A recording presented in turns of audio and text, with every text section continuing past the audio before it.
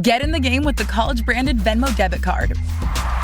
Wrap your team with every tap and earn up to 5% cash back with Venmo Stash, a new rewards program from Venmo. No monthly fee, no minimum balance, just school pride and spending power. Get in the game and sign up for the Venmo debit card at venmo.com/collegecard. The Venmo MasterCard is issued by the Bancorp Bank N.A. Select schools available. Venmo Stash terms and exclusions apply at venmo.me/stash terms. Max $100 cash back per month.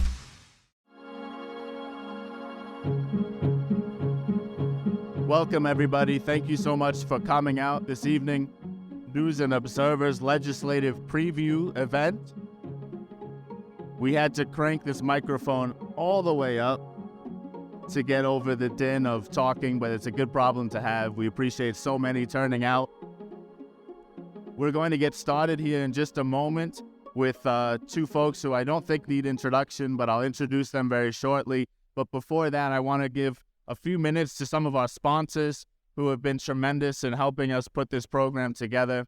Let me start first, I'm not sure, with Jim Boston, if you'd come up, representing Aetna. We appreciate you so much for helping us, and please, you have the mic. Thank you, Lars. Good evening, everyone. It's great to be here. My name is Jim Boston. I am Aetna's North Carolina president, and working here out of our Cary office, which happens to be our state headquarters here in North Carolina. I want to thank Lars and the Insider for having this event tonight, and we're proud to be a sponsor and being here with you tonight. Looking forward to hearing from Senate Leader Berger and Speaker Moore and hearing about the 2023 legislative agenda, and so that's what we're all here for. But I just wanted to make a couple of quick remarks here. I guess you have probably all seen in the Insider that Aetna has been awarded the TPA contract for the state of North Carolina Employee Health Plan. It will be effective for us January 1, 2025. I'll say a couple of things, but and I normally don't like to talk, for those that know me, don't like to talk about myself, but I do want to tell you this, that for me as a native North Carolinian that who chose a career in healthcare while at the University of North Carolina, and who has spent his entire career here in the healthcare industry in North Carolina, and whose father retired after a career working for the state as a state employee in Salisbury, I can tell you that I am absolutely brimming with pride and enthusiasm for the opportunity to serve the people in this great state who teach and protect and serve our great state of North Carolina. But having said that, this is a new opportunity for Aetna. We're obviously very excited about it, but it's not new to us to be delivering healthcare benefits to customers in North Carolina. We've existed for 170 years nationally and have been in business in North Carolina since 1899, and we really do hold a long-term view on the importance of relationships and service, and that's the reason that we've been here for as long as we have. But my sole mission, as we kind of embark on this journey with the state and with State Health Plan, is that myself, along with our hundreds of North Carolina-based Aetna employees that are dedicated to this incredible relationship, that our goal is to deliver a seamless transition to Aetna, and ultimately deliver better value, better service, and a better experience for the employees of the State Health Plan. I just want to thank you all for being here tonight, and I know I have not had a chance to meet all of you yet, but I'm really looking forward to working with all of you guys in the years to come. So thank you. Thank you, Jim. I'll give the mic next to Leslie Walden from Fidelity Investments to say a few words. Again, one of our sponsors. We appreciate you helping us put this together. Thank you very much. I just remember the first event of this being very, very small. It was when we were first starting to get together, and I told y'all that it was going to be great. So congratulations on your success. Thank you for joining us tonight, and I'll let you move it along. Thank you, Leslie. Yeah, we've come a little ways from our first Insider events not long ago, which Fidelity was instrumental in helping us put together as well. So thank you. And I didn't get a chance to speak with you, but Cynthia Charles from the NC Healthcare Association, if you'd like to say a few words as well. Not Cynthia, you don't look like Cynthia. I just want to thank you for the opportunity. My name is John Thompson. I'm the State Government Relations Director for the North Carolina Healthcare Association. Great to be here. Happy session, and gentlemen, start your engines. Thank you, John. Before we start with the main act, with what you all came here to see, I do want to point out our team at Insider and the News and Observer. Many of you folks, I'm sure, have already talked with our reporters and editors, but if you haven't, or you might hear from them in the future, I thought I'd point them out to you now. I see Luciana here right in front of me, so I'll start with her, Luciana Perez Uribe Ginasi, who joined us about 6 months ago and has just been fantastic on our team. We appreciate you. Dawn Baumgartner-Vaughn, one of our tenured politics reporters, who's phenomenal. I think many of you know her pretty well. Let's see, who else is around? Where's Avi? There's Avi, hiding behind a pillar. Avi Bajpai, another of our politics reporters. I see in the back we have some of our leadership. Thad Ogburn is our managing editor back there. Bill Church as well, our executive editor. I am Lars Dolder, the NC Insider editor, and I'm looking for more of our team because I know that we got more of our folks out here. Haiti Perez Moreno will join us. Many of you will get to know her soon. She is freelancing with Insider and the NRL through the long session, so get to know her name and face. And if I miss folks from our team, shout out now because I'm just looking for faces around. All right. Clifton, the man behind everything. And Matt Betts there. Thank you, gentlemen, for helping us put this together. But I won't keep you in suspense any longer. The man of the hour, thank you so much, gentlemen, for coming out. Don't need introductions, but Senate Leader Phil Berger and House Speaker Tim Moore.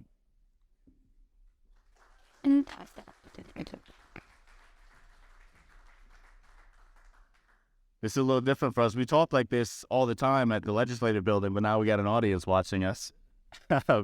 How's it been the last 2 weeks? Did you do anything fun? It's, doing a lot of fun things. I want to get something out of the way, too. There's been some stories about politicians, elected officials who have trouble driving, and I want you to know that Phil Berger is not that bad of a driver. Now, who might that be, Tim? You do anything fun Senator Berger over the 2 weeks before things got real today? No. I mean, this is the most fun I've had in 2 weeks. I'm glad. Well, thank you again, both of you, for coming. We won't keep this, we won't make it terribly long, but the idea, of course, is to preview the legislative session that has started in earnest today. A couple of weeks ago, of course, you gavelled in, but things are starting to really get moving now. So I want to touch on some of the high points, a lot of familiar topics, but people here, I'm sure, are curious what legislation you're looking forward to over the next 6 months plus or so. And I'm going to start with the biggest one that I'm dying to ask you about because I haven't had a chance to ask the two of you together in one room about Medicaid expansion. We've talked with each of you separately for months, right? But nothing came together quite enough in the last session. You positive and hopeful that something will resolve this time around? I'm going to start with you, Senator. So I'm hopeful we'll be able to get something worked out.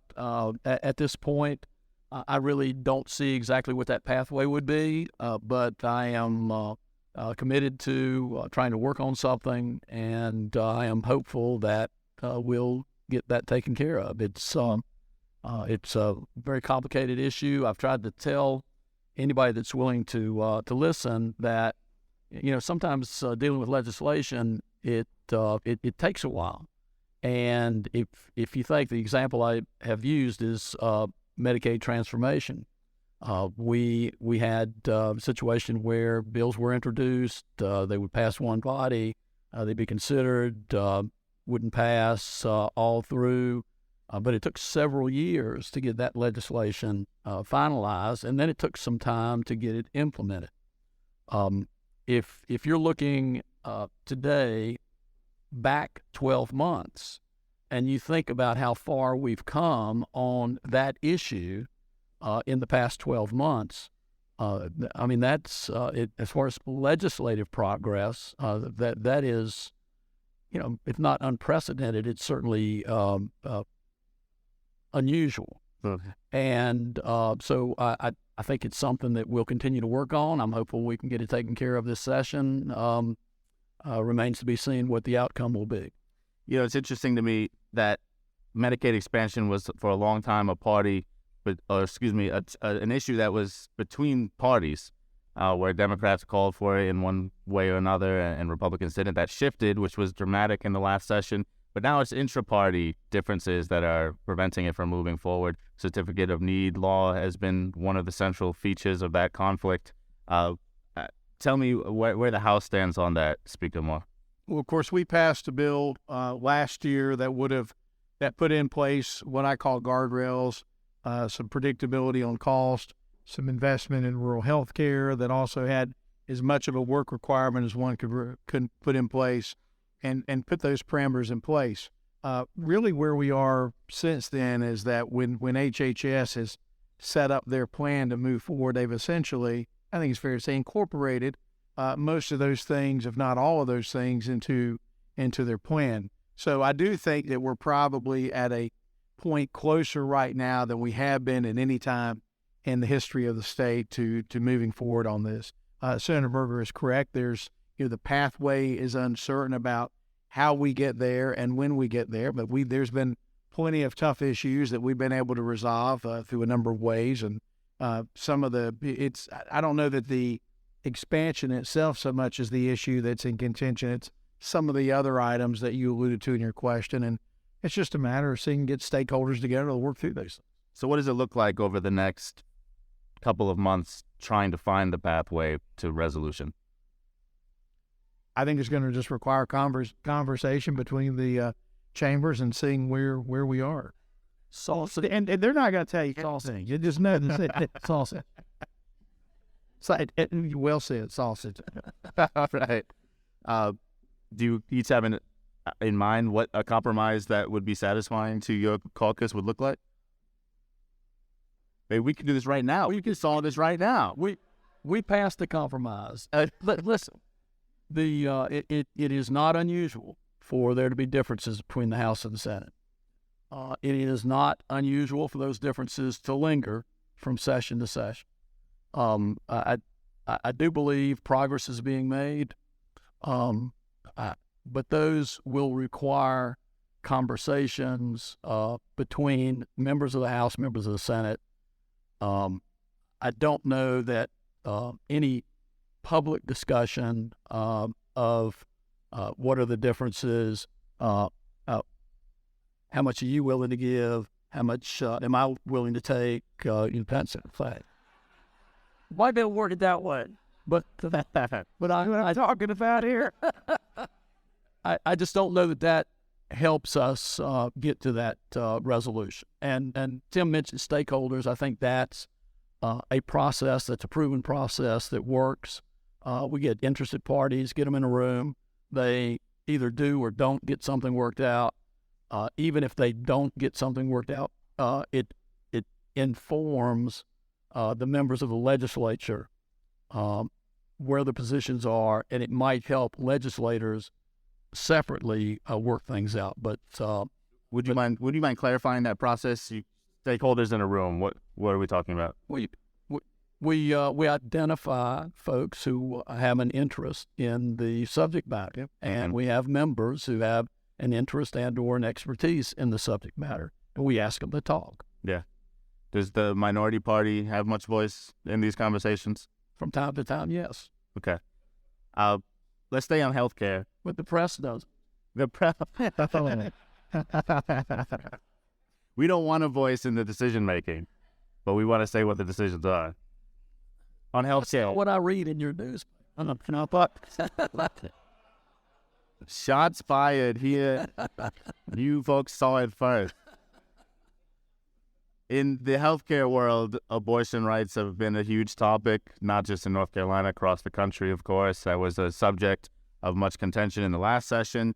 What are those conversations looking like now as the long session starts?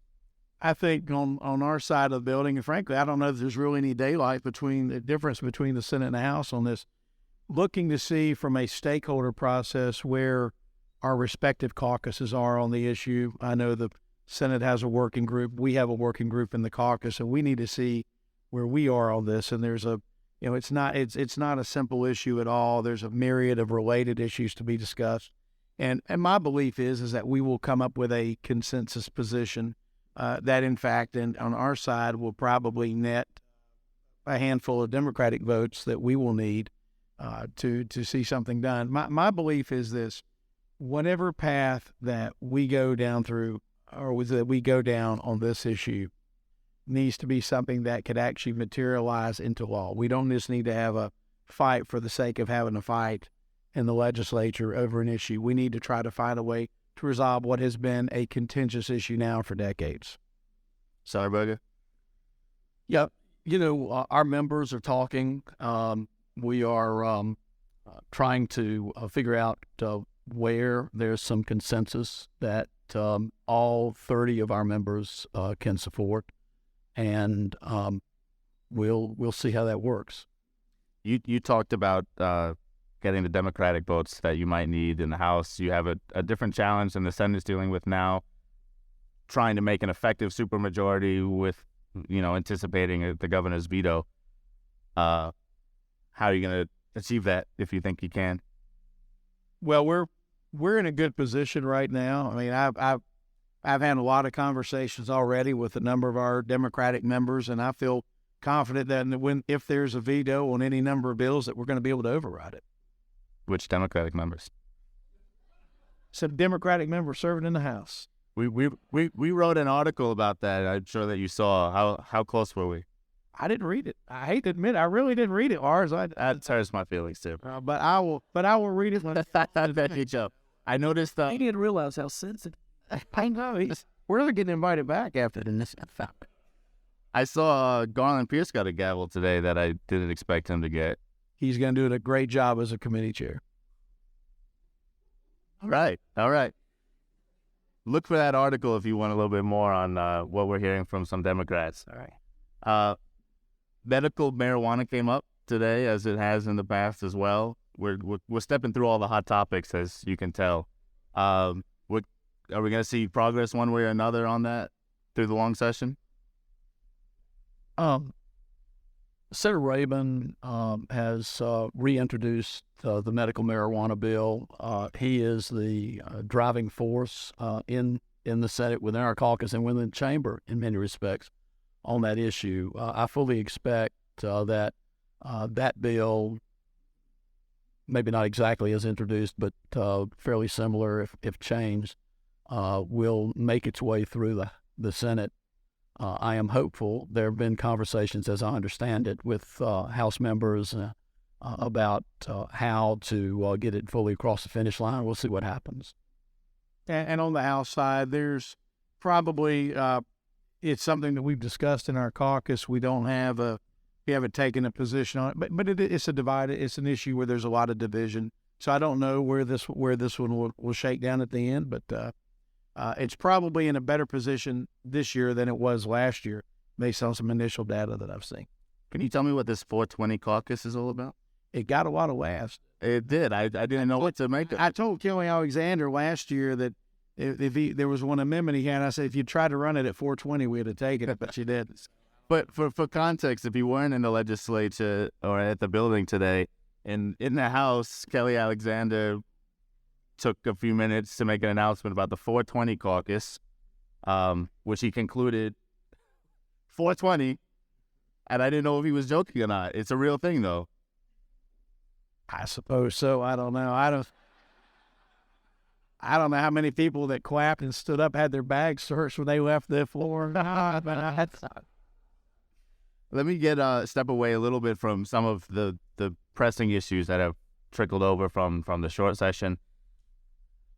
In the speeches on day one, especially from you, Senator Berger, you and others reflected on the last 12 years or so since 2011, when Republicans took control of both chambers, and your pride and different things that you've accomplished. But can you elaborate on that some? What would you say has defined the last 12 years of your leadership?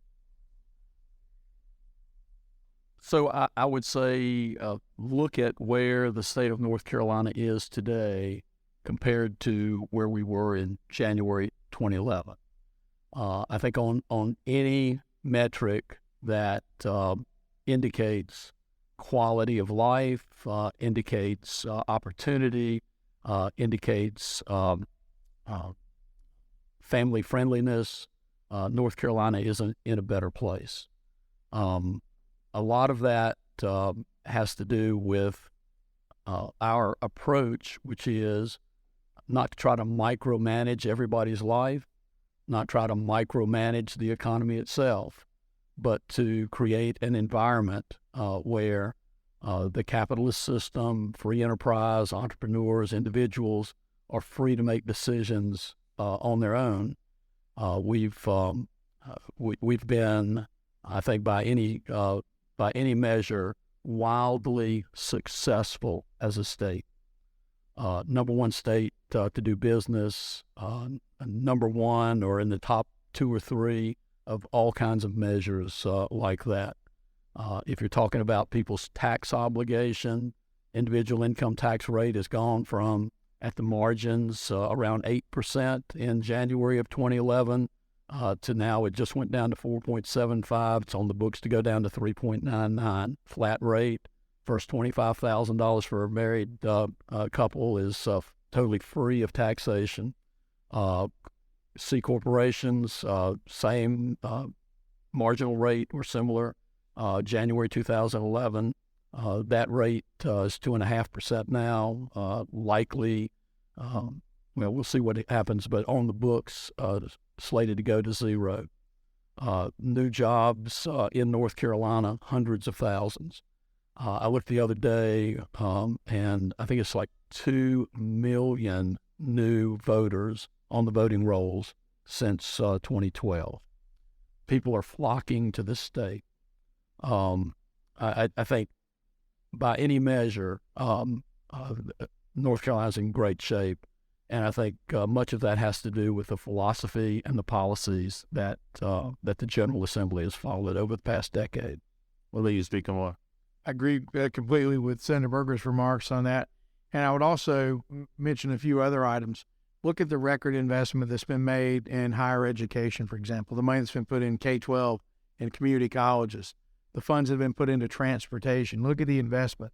One of the things that doesn't get talked about a lot is the SCIF, this State Capital Infrastructure Fund, which is where we've moved from a model of, I think we did one bond proposal in my first year as Speaker, which helped out. But we've actually been able to move forward and set aside money that goes in every year to be used on capital needs in the state. And for those who don't follow this, think about it this way. It's like instead of borrowing money and having to pay interest, you're putting 100% of those dollars into whatever it is you want to spend it on. And so instead of paying money toward interest, you're delivering 100% lead on target when it comes to the money out there. That has been a transformation that is paying dividends and going to pay dividends for years to come. So Senator Berger talks about the great tax environment, the great regulatory environment. I would also compare the investments that we've made, that we've been responsible. And don't forget this, a lot of the other states, every state received federal dollars this last time, all right? Those dollars are ending, right? They have to be spent in the next 2 years. Probably no more new money coming in. A number of states did differently than North Carolina. A number of states took those one-time dollars and created long-term recurring obligations that they're now going to be on the hook for when those federal dollars aren't there in states where they're already upside down fiscally. North Carolina, one thing that we were in complete agreement was to take that money that came in one-time dollars for one-time expenses. So as a result, we were able to fund a lot of things that had just been overlooked for years because of no money. I mean, broadband, water, sewer, infrastructure improvements, things that don't sound terribly exciting, but are very important to making sure that we have the climate for businesses to continue to grow and invest and for folks to move here and for population to expand. So I'm really proud of that and the decisions that have been made. And if you compare that to where we were in 2010, and you compare that now, North Carolina is in a very, very different financial position. For when we were losing to South Carolina every time on jobs, now we don't. I mean, we're landing major employers. But our challenge now though is workforce. It's great that we're getting all these new companies. Great getting this. Number of you represent businesses. I'm sure if you heard one of your issues is workforce, right? I mean, that's top of the list. And so we need to do all we can to create the right environment where folks are incentivized to work and to create the right educational environment so folks have the training and skills they need for these new careers. I was interested to hear on the first day, the 11th, when we all came back, from many lawmakers, there was a commitment to bipartisanship. Bill Rabin notably talked about that at some length. What does that actually look like in practice? You're the majority party with the power to do what you want. Is it inviting voices from the Democratic Party to the table? What will it be over the next several months? Well, it involves trying to find common ground. And it also involves recognizing that at times you're not going to be able to do that.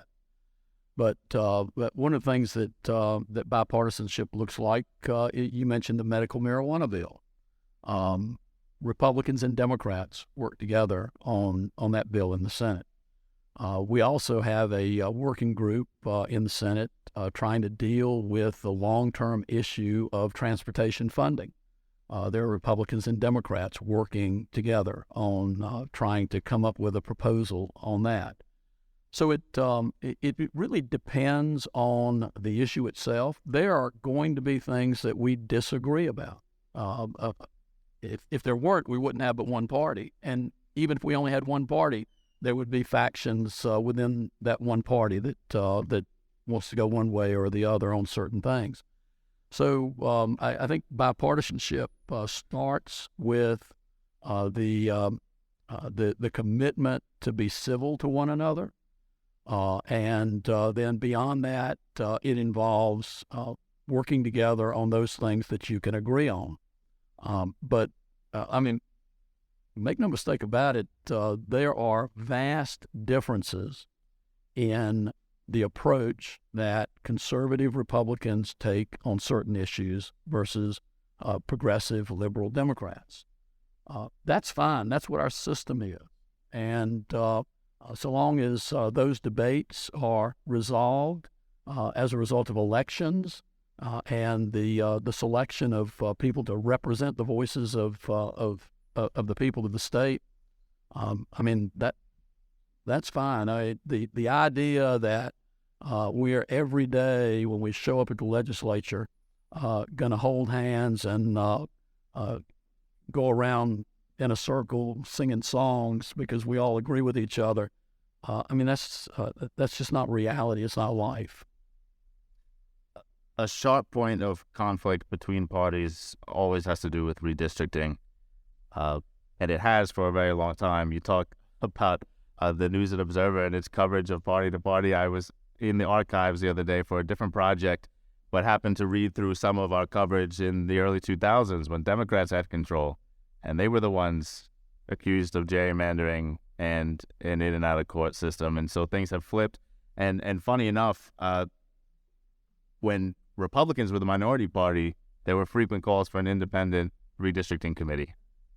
Now, naturally, Democrats are calling for an independent redistricting committee. Is that just the political game that when you're in power, you do what you want and the other party picks up the argument that had been there before? Or do they actually find common ground on issues like that when both have said the same thing at some point and changed their tune when the power shifts? Well, what I would say on the Independent Redistricting Commission is, if fate changed and all of a sudden I found myself in the minority and no longer in the majority, I would actually, knowing what I know now, oppose an Independent Redistricting Commission just as I do today. Because at the end of the day, what you found is that, number one, in the states that have them, they're really not independent. The same amount of politics is in that process that's not. And if it comes down to redistricting, the voters elected us. The voters elected Phil. They elected me. They elected our colleagues that serve in our respective chambers. If they don't like the decisions we make, they get to fire us every 2 years, right? So if it's an independent commission that's not accountable to the voters, you are, in effect, taking that power away and that accountability to the voters directly. So I'm of the position that the General Assembly ought to, and besides the Constitution mandates it, be the body that engages in legislative reapportionment and congressional reapportionment. And I was very bothered by what our former state Supreme Court did, so much that we took a case to the U.S. Supreme Court, and they were so much concerned that apparently they granted cert and heard oral arguments, which they just don't do every day. Not only that, we've also petitioned for rehearing for this current state Supreme Court to hopefully clean up the mess of the last one. Because at the end of the day, there has to be a delineation of powers between the branches of government. We don't need to be deciding disputes between parties that should be decided by the judicial system. Conversely, the judicial system ought not be getting in the realm of dealing with things that are constitutionally given to the authority to the legislative branch. So I'd like to see a reset of that. And when it comes to legislative redistricting, we're going to fight very doggedly. We've been in lockstep on this for the authority, the right, and the responsibility of the legislative branch to fulfill its constitutional duty to redraw districts. Well, remember, you said that if ever Republicans are the minority party again. Right. No independent commission from Tim Moore. Quote me on it. Right. Senator Berger, you were there for a long time, about the first half, I think, of your career in the legislature as a minority party. And funny enough, in those archive articles I was reading, it was a certain Senator Roy Cooper, chair of the redistricting committee, who was talking in opposition to the idea of an independent commission. Republicans, of course, said the opposite. What do you make of that and how things shift as power shifts? So I agree with what Tim has said about an independent commission, and you've seen in other states where they've gone that route, that one party or the other tends to get control of those commissions, and you continue to hear complaints from a party that the commission itself is gerrymandering. The word gerrymandering is it's kind of an interesting situation to me, how that's been just such a pejorative, and I think it was intended that way, but the fantasy that there are individuals out there who have no preconceived notion or opinion about a political matter, making decisions, those people are farming unicorns somewhere. So I think the best we can do is set up rules that the rules themselves are not Republican rules or Democratic rules, but they are generic rules that talk about near equal population. That's not an R or a D thing. Our state is divided up into counties, that you respect county lines, that you have other just not partisan measures. But then once you've got those rules, the people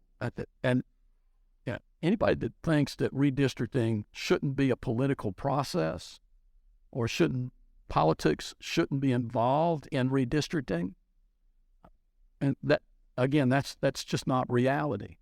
And once you set up those rules, then the people elect representatives to make decisions for them, and you let those folks make decisions, and you let the courts decide whether or not the decisions were made consistent with the rules that have been set down. The biggest problem I have with what the court has done, and it's not just the state Supreme Court, it's been multiple federal courts at all sorts of levels, is they have put their own personal political, philosophical opinions into the decisions that were made, as opposed to determining whether or not the elected officials followed the rules that were set down. When they couldn't find ways to say that the rules that were set down were ignored or abandoned, they just made up new rules, and that's not our system. That's not the way courts ought to handle it. And yes, I was one of the voices in the early 2000s calling for changes in how redistricting was done. I think the minority party is always going to look for ways to no longer be the minority party, and but experiences led me to the point, and I hope this is going to call off as funny, but I'm trying to be sincere about this. If you take a position and as you learn something else about what's going on, the conclusion that you drew was the wrong conclusion, you ought to say that you've changed your mind and that there are reasons for you changing your mind. So on the other side, so the minority party, of course, wants to not be the minority.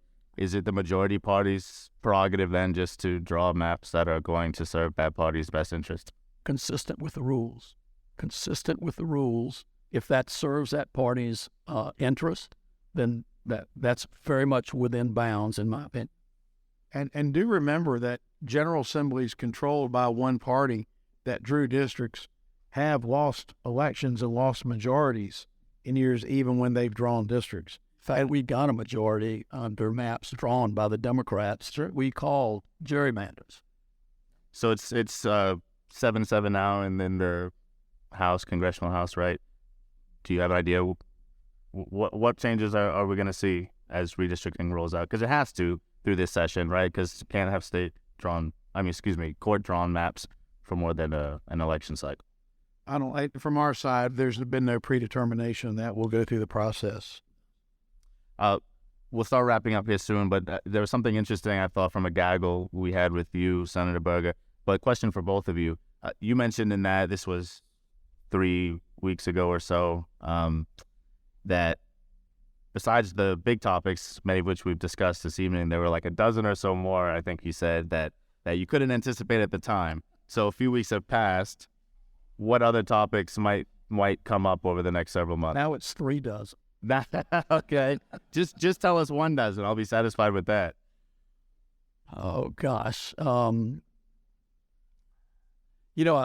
had members come to me with ideas about bills that they were working on. I'd prefer not to say anything about those, as I think it should be their prerogative to move forward with them. I've spent most of my time over the past couple of weeks dealing with who's on what committee, how we're going to try to be organized. That I don't know that the nuts and bolts of any particular legislation has gotten too far with me. The one exception is that I have had some conversations with some members and with staff about a new iteration of what we have called the Parents' Bill of Rights. We'll see what that looks like. I'm not sure when it will be ready to be introduced, but I think that's something that'll be coming fairly soon. What about in the House? We, of course, are looking at what our options are on voter ID that we believe overwhelmingly should be the law of the land. It was approved by the voters of the state to the Constitution, and that the voters expect that. So we're going to be very dogged in making sure that, in fact, is implemented sooner rather than later. A lot of the conversations that we've been having, because we began with the budget process this year on the House side, is where do we need to be kind of at a macro level, and what does that process need to look like?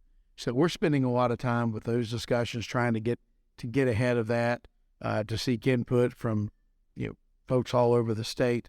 But that I suspect, this is such a challenging environment right now, just nationally. I mean, you look at your retirement accounts, you see how much, what is it like now, $8 for a dozen eggs? I mean, this is really some crazy times right now. And so what does that mean for state government? What does that mean, for example, in keeping employees working? What does that mean for capital projects that we funded in the previous budget, where now the costs have just gone up exponentially? What does that mean? So those are a lot of the conversations. Again, it's nothing that's going to grab the front page of the paper that's going to get a lot of attention, but those have really been a lot of the conversations I've been a part of.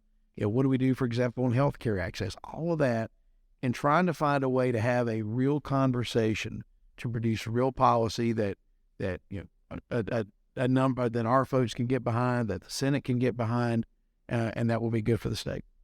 Thank you. We're going to get nice shirts with my signature embroidered on it. I tell you what, it's amazing what a Sharpie will do. It's just that. Thank you both so much for your time. I will open it up briefly for some questions from the audience, if they're civil and tame. We might have answered all the questions in our conversation. Everyone just wants to get back to drinking and talking. Wonderful. Well, have at it. Thank you all for coming. Oh, yes, sir, please. Again, on July 4th break. That's job edition. So the Senate plans to be finished by June the 30th. We're there beyond that, talking. Except that, and we've said this previously, it's likely that we'll have to come back to do redistricting. Yeah. As the deliberative body of the General Assembly, we may. We certainly want to be out by July as well. We're going to approach it that way to get that done. We're going to try to move through the process, but we of course may have to be back to deal with some things in June or in July at some point. But that we're going to try to get out, and we are planning on that to probably do like a spring break as well. I know you guys want to be able to make travel plans and so forth. So we're going to try to make it an easy deal. One thing we've done on our side, schedule wise, is we're not going to, and I announced this today, we're not going to be having votes on Mondays. So our members would be here Tuesdays, Wednesdays, and Thursdays, because we do have, and you guys do as well, we have members who have young children and all sorts of demands back home. And back in the old days, you had to be here Monday night for votes, and you were here till Thursday afternoon. So we've tried to ease that, and we've also tried to free up some more time for the committee work. What we found is if we'll give more time for the committees to work things out, things go a lot smoother on the floor. And I, as I've told Phil plenty of times, he's got 50. I have 120. So it's a little different level of herding cats half the time. So great. Eat, drink, have fun. Thank you all for coming. Thank you both for half the thought of Ben Bounce. For more from our politics team, subscribe to the News and Observer at newsobserver.com/subscribe. Follow us on Twitter at Under the Dome and NC Insider, and sign up for our weekly political newsletter, also called Under the Dome, at newsobserver.com/newsletters. Thanks for listening.